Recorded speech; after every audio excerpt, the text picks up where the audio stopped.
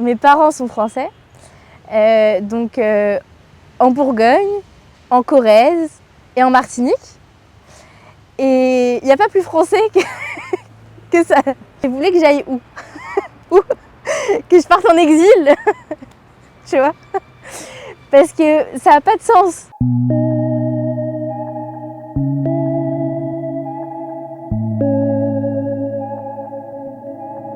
Je m'appelle Mariam, j'ai 24 ans.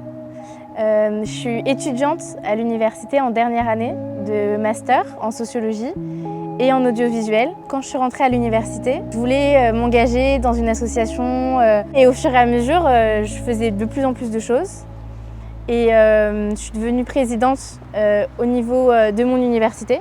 Donc à l'époque, en février, on a eu une réforme en France pour rentrer à l'université. Donc beaucoup d'étudiants ont bloqué les universités, ont fait des manifestations, donc j'étais avec eux. Je fais une interview comme j'avais déjà fait, mais c'est sur une chaîne nationale assez connue. Quelqu'un qui était un peu connu en France, d'une association qui se veut laïque, voit l'interview et réagit dessus, mais pas sur ce que je dis, parce que je parle très peu, mais sur ce que j'avais sur la tête, donc mon voile. Et donc les réseaux sociaux, tout le brouhaha médiatique fait que ça s'emballe très très vite. J'étais juste étudiante dans mon université qui était engagée et qui se retrouve à être à la télé. Donc ça, j'ai dit d'accord, mais j'ai pas dit d'accord pour le harcèlement qu'il y a eu derrière et toutes les conséquences physiques, psychologiques qui s'en sont suivies en fait.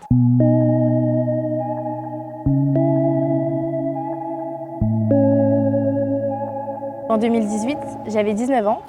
C'est très particulier comme moment de ta vie parce que tu es à l'université, donc tu commences à réfléchir à ce que tu veux faire plus tard. C'est une période qui est assez floue aussi pour soi-même. Et c'est vrai que moi, je l'ai peut-être pas vécu comme une jeune de 19 ans l'aurait vécu habituellement. On entend sur les plateaux télé tout et n'importe quoi sur toi, on refait toute ta vie. Et donc ça, c'est très bizarre comme sentiment parce qu'on peut très vite perdre pied, je pense. Pour moi, la seule conséquence, c'était qu'on me reconnaissait dans la rue, par exemple. Mes parents avaient un peu peur que je sois seule au cas où quelqu'un vienne m'embêter ou quoi.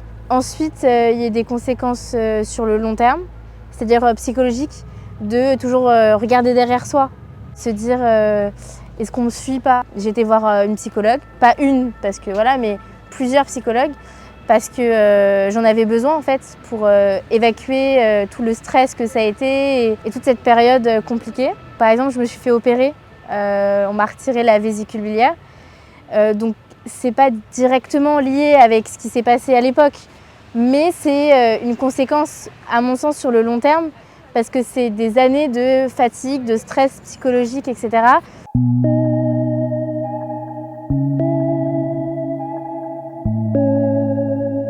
Les conséquences de 2018, je les ressens aussi maintenant avec le recul.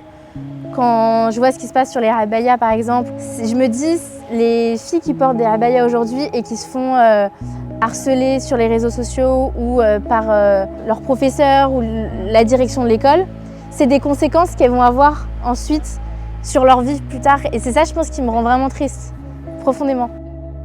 Parfois, certaines personnes écrivaient rentre chez toi, rentre dans ton pays. Mais surtout, j'avais envie de leur dire, mais vous voulez que j'aille où? Où? Que je parte en exil? Tu vois? Parce que ça n'a pas de sens. J'ai mes parents du coup qui sont convertis à l'islam. Mes parents sont français, donc en Bourgogne, en Corrèze et en Martinique.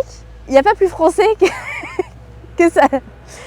Et à chaque fois, je me dis, en fait, c'est pas moi qu'on attaque directement, c'est plus le profil que je représente. Donc, une femme de confession musulmane qui porte un voile, qui fait des études et qui arrive à s'engager dans la société. Et en fait, c'est le package, le combo qui est difficile pour certains à aligner. Qu'est-ce que l'identité française finalement? Et en fait, moi je me sens française, il n'y a pas de débat que la carte nationale, ça suffit pas. Ça suffit pas de vivre en France, de toujours avoir vécu en France, ça suffit pas. Et en fait, je me suis rendu compte que ça servait à rien de jouer ce jeu, de prouver quelque chose, dans la mesure où tu es dans ton bon droit. C'est rare qu'on me pose des questions en me disant c'est quoi tes rêves, c'est quoi tes aspirations, tes espoirs. En général, on va toujours très négatif.